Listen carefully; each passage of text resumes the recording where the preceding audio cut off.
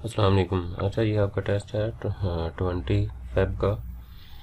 AC through a register.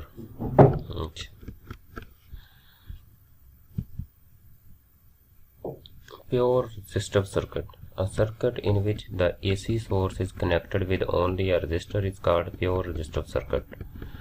तो ये pure resistive circuit आपने इसको इसलिए कह दिया क्योंकि इसमें इंडक्टर और कैपेसिटर नहीं लगे हुए, सिर्फ रेजिस्टर ही लगा है AC सोर्स के साथ। Circuit diagram. In the pure resistive circuit, the AC source is connected to a resistor R as shown below। अच्छा, कोशिश करेंगे ये जो डायाग्राम है ये आप पेन से ही बना लें और उसके अराउंड डायाग्राम बनाने के बाद बॉक्स आप मार्कर से बना दें, क्योंकि कोई भी डायाग्राम बनाएं तो उसके अराउंड आप बॉक्स भी बना सकते हैं। क्योंकि ये डायग्राम तो सिंपल थी, इसमें आपने मार्कर से इजीली ये लिख लिया सारा कुछ। बाज़ का डायग्राम बहुत कम्प्लेक्स होती है, उसमें बहुत कुछ लिखना होता है, उसमें आप मार्कर से फिर इतना कुछ लिख नहीं सकते। पेन से लिखो तो आप छोटा करके उसमें और चीज़ें भी ऐड कर सकते हैं। Voltage through a resistor explanation. At any instant potential difference across the terminal of a resistor R is given। Okay, sin omega t V naught sin theta।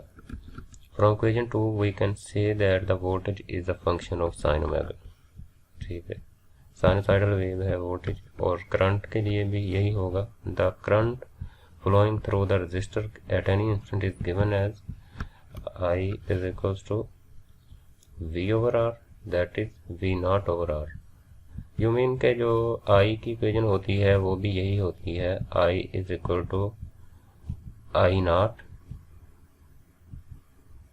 sin omega t। sin omega t। अब इसी में आप I naught put करते हो, ये I naught ये किसके equal होता है? I naught इक्वल होता है आपका V naught over R।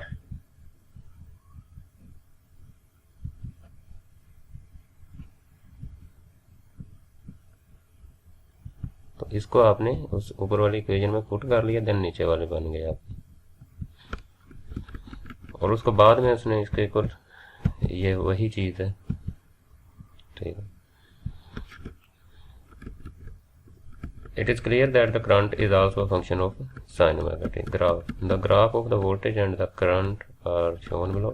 इस पे लिखें। अच्छा, ये जो करंट है ये रेड है, ओके, वोल्टेज ये है।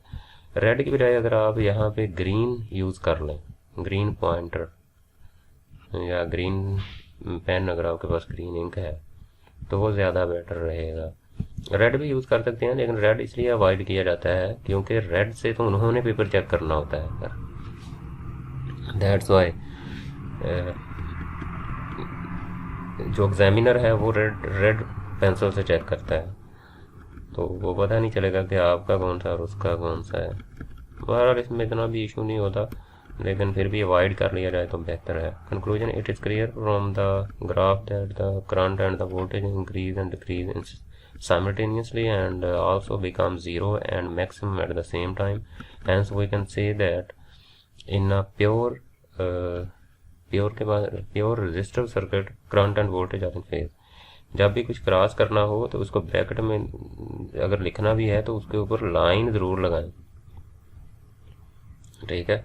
और कटिंग को रिमूव करने की ही प्रैक्टिस करें। अपने पास अभी से टेस्ट में भी अपने पास वो इंक रिमूवर रखें, सो दैट उसको यूज़ करने की प्रैक्टिस करेक्ट हो आपकी।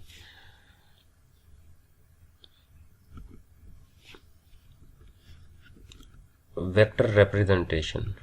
In vector form this can be done by drawing two parallel lines। one represents the current and the other represents the voltage as shown।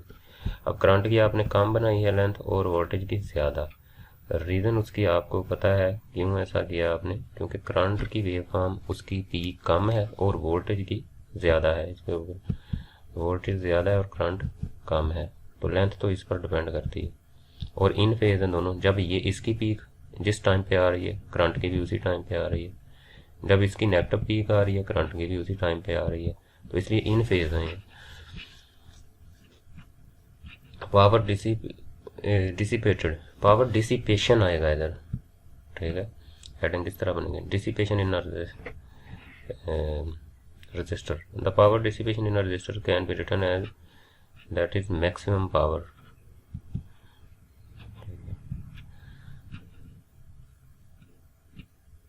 Okay, इसमें आपने headings बहुत ज़्यादा नहीं बना दी।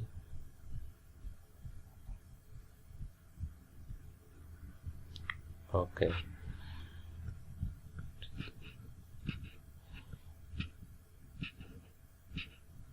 इसी तरह जो आपने नीचे एक लाइन लिखी है कि पैरेलल लाइंस को ड्रा करके किया जा सकता है।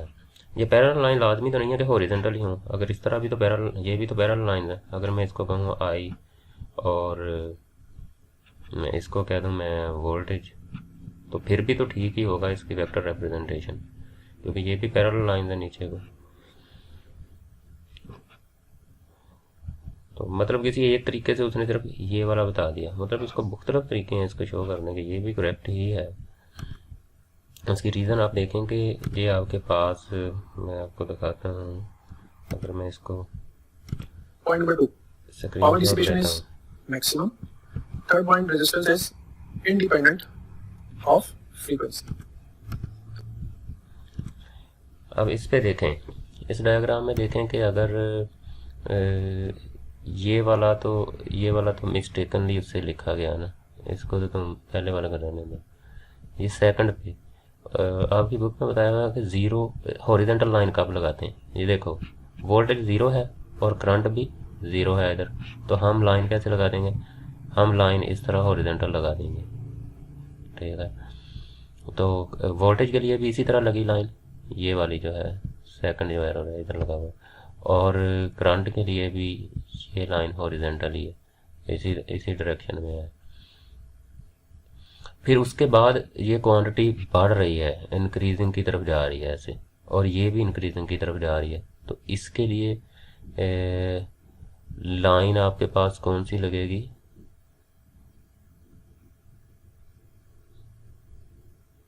इसके लिए उसने इसी को अगर एंटी क्लॉकवाइज मूव किया जाए, इसी चीज़ को अगर एंटी क्लॉकवाइज लेके जाया जाए, इसको घुमाया जाए इधर को एंटी क्लॉकवाइज, तो अगर ये इस तरह है तो ये एंटी क्लॉकवाइज जब घूमेगा तो इस तरह हो जाएगा, फिर उसके बाद एक दफ़ा और घूमेगा तो ये इस तरह हो जाएगी, इसके बाद एक और दफ़ा और घूमेगा तो फिर ये इस तरह हो जाएगा। तो पूरा 360 डिग्री बन गया, देखें ये पूरा अगर देखें, ठीक है। इससे शुरू हुए हम इस लाइन से, इसको एंटी क्लॉकवाइज घुमाया उस तरफ, ये सीधी लाइन खड़ी होगी, एक दफ़ा और घुमाया तो इस तरह आ गया, एक दफ़ा और घुमाया तो इस तरह। तो यही किया हुआ है उसने, इसको एंटी क्लॉक, ये लाइन है, इसको एंटी क्लॉक भी किया, इस तरह चला गया, फिर अगले पॉइंट पे एंटी क्लॉक भी किया तो इस तरह हो गया, फिर अगले पे एंटी क्लॉकवाइज इसी को किया तो वो नीचे को आ गया जैसे इसमें है, फिर इसको एंटी क्लॉकवाइज किया तो फिर वो सीधा हो गया। इसी तरह ये वेव चलती जाएगी, क्योंकि जो वेव फॉर्म होती है ये कौन सा एंड होती है, ये आगे भी तो इस तरह चलती जाएगी। ये तो आपको वो उसका एक पार्ट दिखाता है, वरना वेव फॉर्म तो वो आगे चलती रहती है। इवन कि इस लाइन से पीछे भी तो होगी ना, अगर इसी वेव फॉर्म को मैं पीछे को भी बनाऊँ यहाँ पे लाइन लगा के, तो इसको पिछला हिस्सा इसका कुछ इस तरह होगा इसी वेव फॉर्म का, ठीक है। अभी तो उसने इधर से शुरू किया ना, इस वेव फॉर्म को अगर टोटल बनाए, इस ये जो वर्टिकल लाइन है इससे पीछे भी तो इसको इस तरह पीछे भी वेव बनाई जा सकती है, उसका बैक पोर्शन।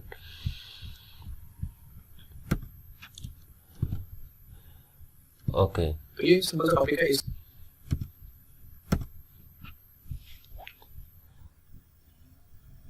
तो इसमें आपको फाइल लगा देता हूँ, AC through a resistor, or a circuit in which AC source is connected with only a resistor is called resistive circuit. With only a resistor is called resistive circuit. Good diagram, ठीक है। Resistor explanation: the figure shows that the resistor is connected with the alternating. The figure shows that the resistor is connected with the alternating voltage. Only resistor is connected. Only resistor is only का word भी use किया जा सकता है। Input voltage At any time the potential difference between potential and current is given by, okay, V naught is the instantaneous peak value of the voltage. Current is given by V is equal to IR, I is equal to V over R, and V naught sin omega t. Putting the values of I या V,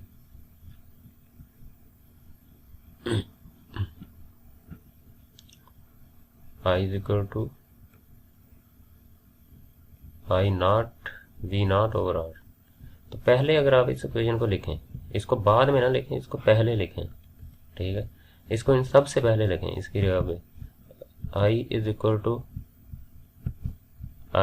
to ये book में उसने गलत इसकी लिखी हुई है, तरतीब इसकी जो सही यही बननी चाहिए, I not sine omega T. जैसा कि फ्रेंड्स फिजिक्स वाले ने भी आपको इसी तरह ही गाइड किया हुआ है, इसीलिए मैं कहता हूँ कि पहले लेक्चर देखा करो, साइन ओमेगा टी। अब आई नॉट में आप ये वैल्यू आई नॉट की जगह पे ये पुट करोगे, वी ओवर आर है तो वो obviously V not over R भी लिखा जा सकता है इसी के लिए, वी नॉट ओवर आर।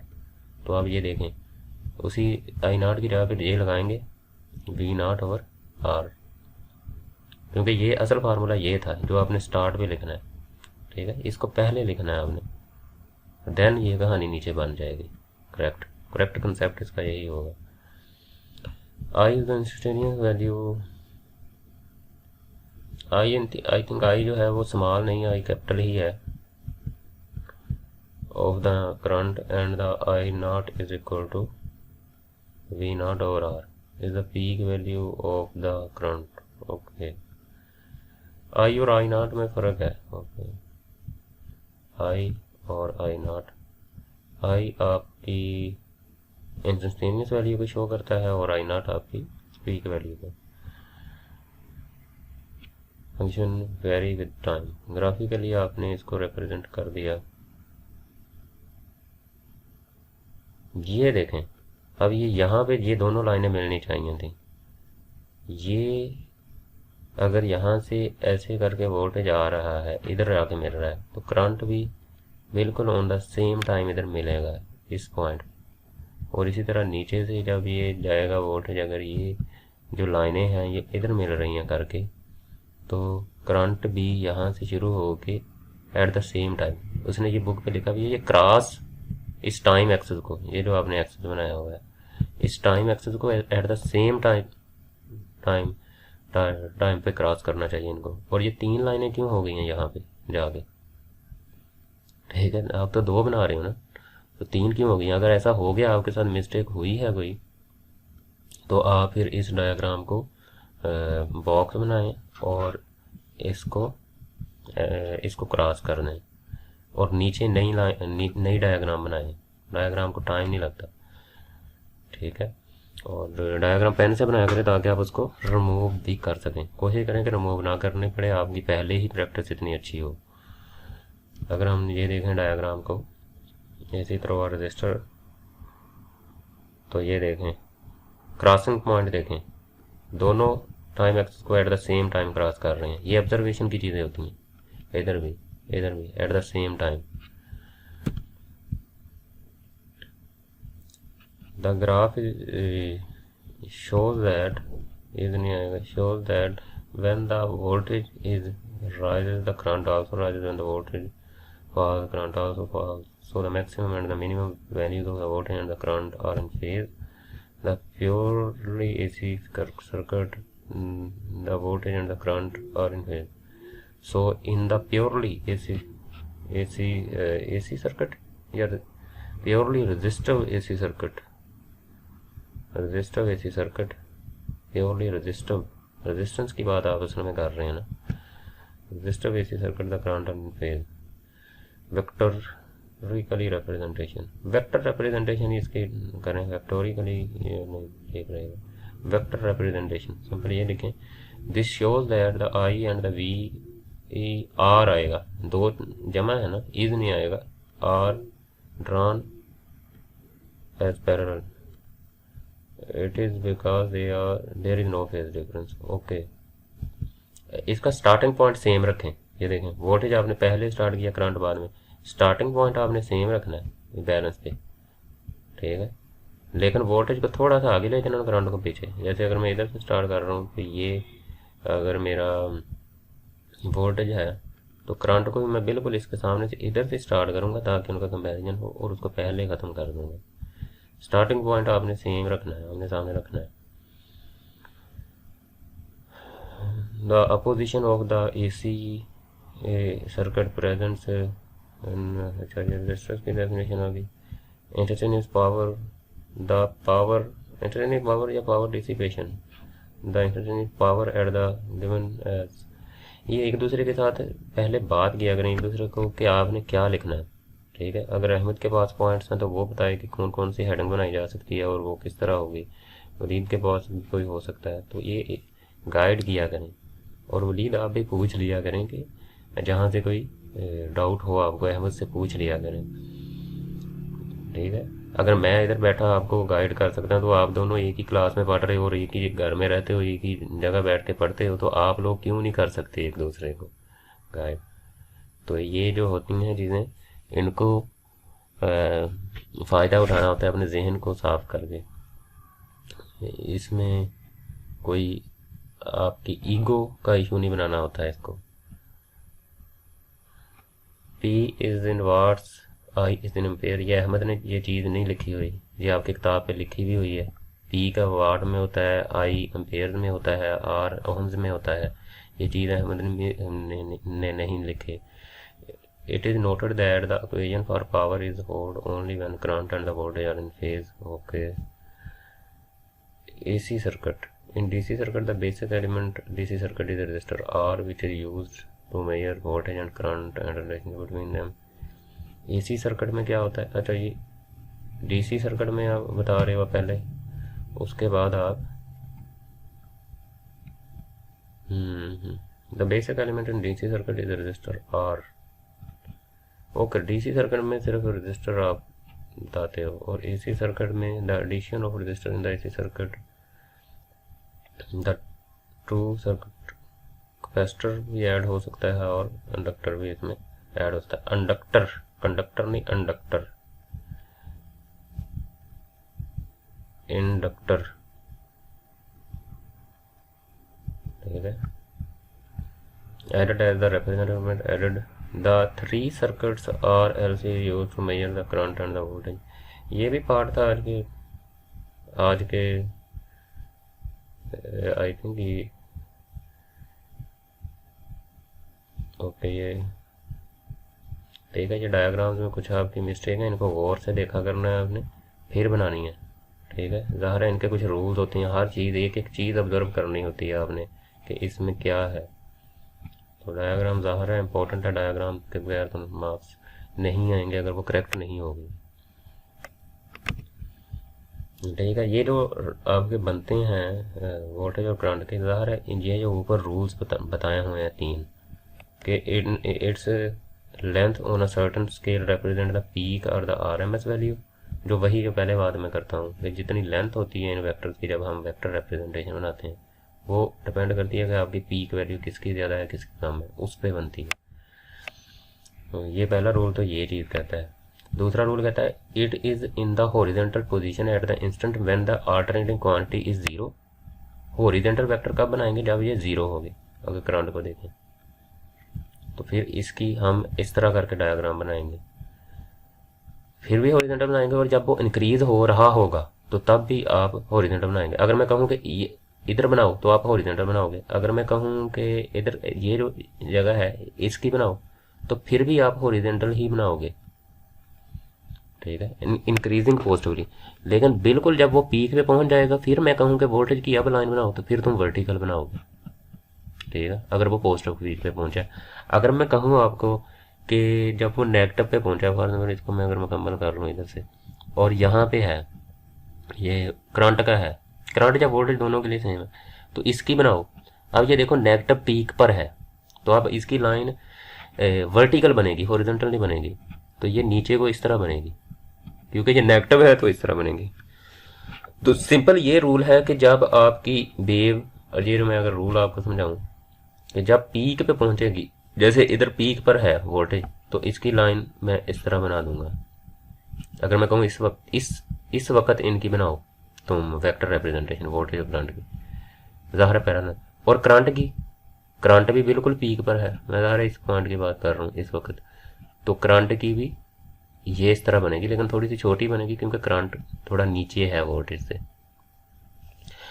अब अगर यही बात मैं कहूँ कि तुम इधर बनाओ यहाँ पे, तो जो ये देखो ये 0 पर है अभी, तो रूल क्या था कि जब 0 पे होगी when the alternative quantity is 0, तो क्या बनेगी, हॉरिजॉन्टल लाइन बनेगी। तो 0 पे अगर मैं कहूँ कि पहले आप वोल्टेज की बनाओगे, वोल्टेज की इस तरह बन गई, क्योंकि इस वक्त तो वोल्टेज भी 0 है करंट, और करंट की किस तरह बनेगी, करंट की भी इसी तरह बन जाएगी। तो ये बनेगी वेक्टर रिप्रेजेंटेशन, ये वोल्टेज आ गया और ये क्या आ गया, ये आपका करंट आ गया। अब मैं कहूँ कि अगर ये जो पॉइंट है इधर बनाओ, ये देखो इस पॉइंट पे, तो मुख्तलिफ पॉइंट्स लिए जा सकते हैं ना, तो इसमें ये करंट हो जाएगा और ये वोल्टेज हो जाएगा। तो अब ये देखें ये नेगेटिव पे जा रही हैं दोनों वैल्यूज, तो एक तो पीक है, पीक वैल्यू को हमेशा वर्टिकल लाइन से, फिर हॉरिजॉन्टल नहीं बनेगी। पहले मैं वोल्टेज की बना लूँ, वोल्टेज की बनेगी ये नेगेटिव की तरफ बनेगी पीक, क्योंकि पीक है तो इसलिए वर्टिकल बनेंगी, हॉरिजॉन्टल नहीं बनेगी। और करंट की कैसे बनेगी, करंट की भी नेगेटिव ही है ज़ाहिर, तो इन फेज है, तो ये करंट की बन जाएगी। समझ रहे हो? तो इसका पूरा कंसेप्ट है कि इसी तरह ये वेक्टर आप ड्रा करते हो। ये फॉर एग्जाम्पल आप कह सकते हो कि उसने किसी 0 वैल्यू पे ड्रा किया हुआ है, जैसे मैंने इधर किया है, इधर किया है, इधर किया है, या उसने इधर किया हुआ है। तो इस तरह किसी भी इंस्टेंट पे बनाया जा सकता है। जैसे जैसे हम आगे आगे जाते हैं तो असल में ये पहले अगर इस तरह है ना, अगर मैं कहूँ कि इस जगह पे अगर ये वेक्टर इधर है, मैं सिर्फ अगर अकेला वोल्टेज की बात करूँ, तो जब मैं अगले नुक्ते पे जाऊंगा ना, तो ये थोड़ा सा एंटी क्लॉकवाइज घूम के इधर को घूमेगा, मतलब इस तरह करके घूमता जाएगा ये इधर को। तो इसके बाद अगर इसको मैं घुमाऊँ तो ये लाइन इस तरह हो जाएगी, ठीक है। एक दफ़ा और घुमाऊँ तो इसी को इस तरह घुमा दो तो ये इस तरह हो जाएगी। एक दफ़ा और घुमाऊँ तो इसको घूम के ये इस तरह हो जाएगी। एक दफ़ा और घुमा दूँ तो ये इस तरह हो जाएगी। एक दफ़ा और घुमाऊँ फिर ये सीधी खड़े हो जाएगी, मतलब एंटी क्लॉकवाइज। सिर्फ अगर मैं वोल्टेज के लिए करूँ इस तरह, इसी तरह फिर आगे ऑनवर्ड करंट के लिए। ये भी आपको फ्रेंड्स फिजिक्स वाले ने बात बताई हुई है लेक्चर में, तो इसकी अंडरस्टैंडिंग मैंने फर्दर इसको क्लियर कर दिया है ताकि वो अगर किसी भी इंस्टेंट पे पूछ ले आप उसको बना सको।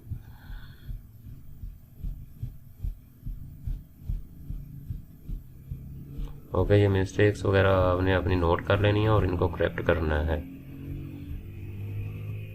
अब ये देखें इसकी डायग्राम ठीक है, क्योंकि इसमें देखें exactly at the same time वो क्रॉस कर रहे हैं। यही कंसेप्ट आपका होना चाहिए क्लियर। डायग्राम बनाते हुए वो कंसेप्ट आपका ज़ाहिर हो गया, आपको उस चीज़ का पता है।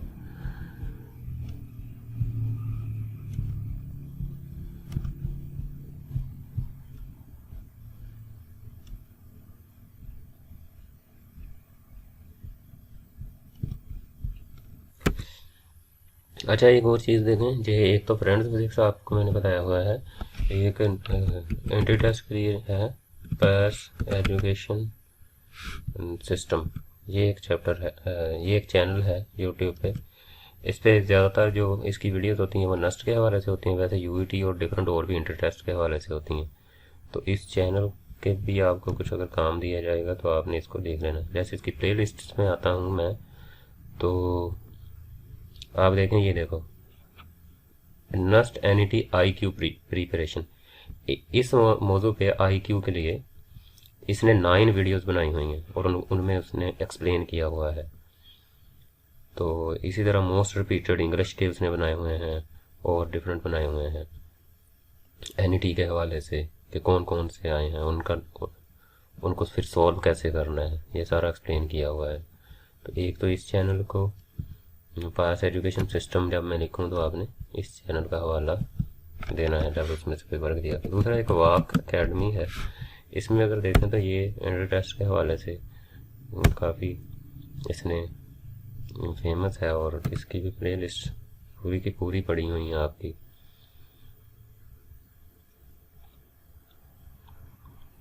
ये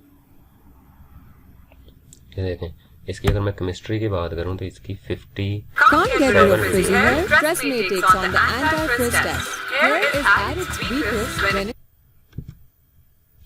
57 वीडियोज़ हैं। 57 वीडियोज़ में इसने केमिस्ट्री को फर्स्ट ईयर से शुरू हुआ और पूरी की पूरी वो केमिस्ट्री इसने अपने यूनिट बनाए हैं।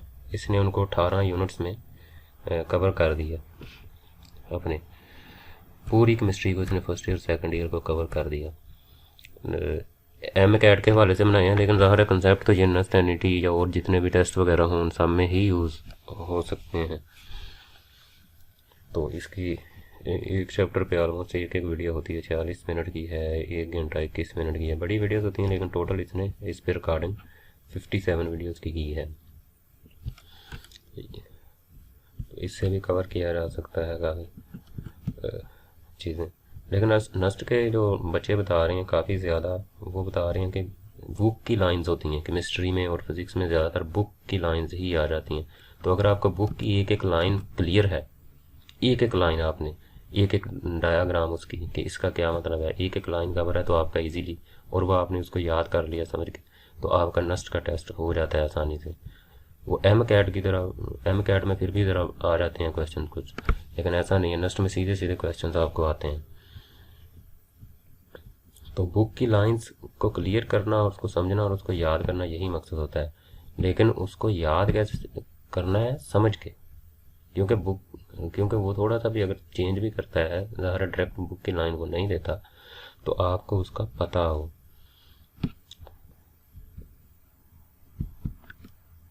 बगैर समझ के याद होगा। ये बोर्ड की तरह तो है नहीं कि एक्सरसाइज के जिस तरह क्वेश्चन है उनको रट्टा मार लिया आपने भी, ये इसका ये आंसर है, इसका ये आंसर है, और वही सेम का सेम बोर्ड में आ गया। ऐसा तो नहीं है। जैसे वो हमने MCQs देखे थे चैप्टर नंबर 18 में, इसमें तो उसने खुद अंदर से MCQs बनाने हैं, तो वो आपने शायद पहले ना देखे हुए हैं। तो आपको अगर वो क्लियर होगा तो आप उसको इजीली कर लेंगे। और आपने ये टेस्ट दे भी लिया है, काफ़ी सारी चीज़ें आपका एक्सपीरियंस हो गया होगा। अगर इस वेवफॉर्म को देखें तो इसमें ये वोल्टेज की वेवफॉर्म है, और वोल्टेज की जो वेवफॉर्म है ये ज़ीरो पे क्रॉस नहीं कर रहे हैं, ये नीचे जाके एक दूसरे को क्रॉस कर रहे हैं, और इस तरह ये इधर इधर गया है। तो इन सारी चीज़ों का एक मतलब होता है कि ये क्रॉस एक दूसरे को कहाँ कर रहे हैं। ज़ीरो पर तो ये नहीं मिल रही, इसका ज़ीरो इधर है, ठीक है, करंट वाली वेवफॉर्म का, इसका ज़ीरो इधर है। तो एक एक चीज़ को इसको इस तरह भी ऑब्जर्व किया करें। अब अगर इनका इन्होंने बनाया होगा तो ये इन्होंने वेक्टर रिप्रेजेंटेशन इसकी इस तरह बनाई है, आई और वी की।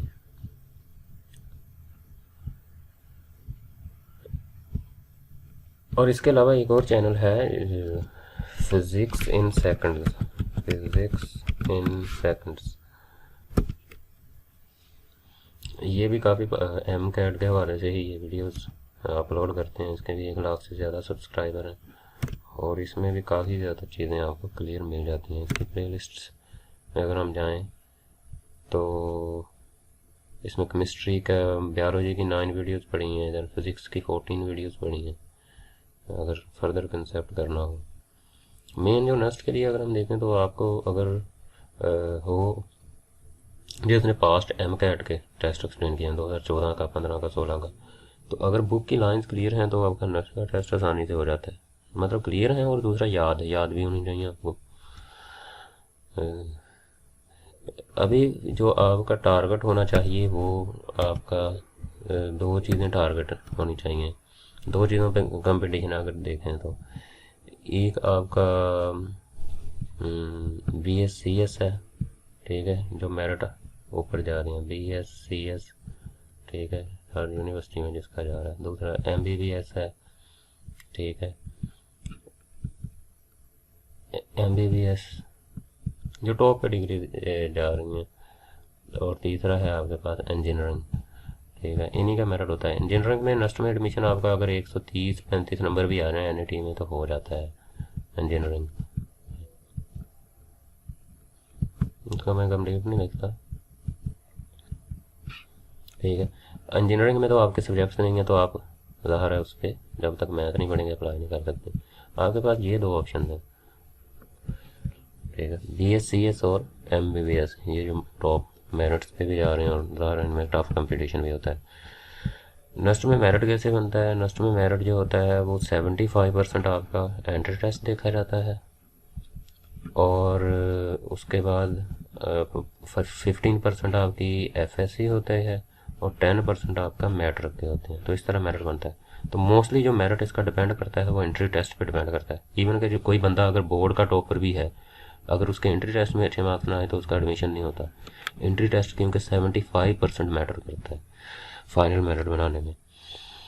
तो दैट्स वाई BScs में जो चांस होता है वो 150 से ऊपर स्कोर हो बच्चों का, फिर उसका काफ़ी ज़्यादा चांस है, इवन उसका हो जाता है ऑलमोस्ट कन्फर्म।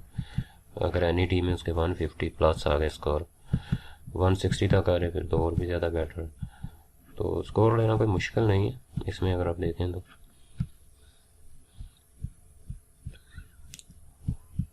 ओके चलो ठीक है।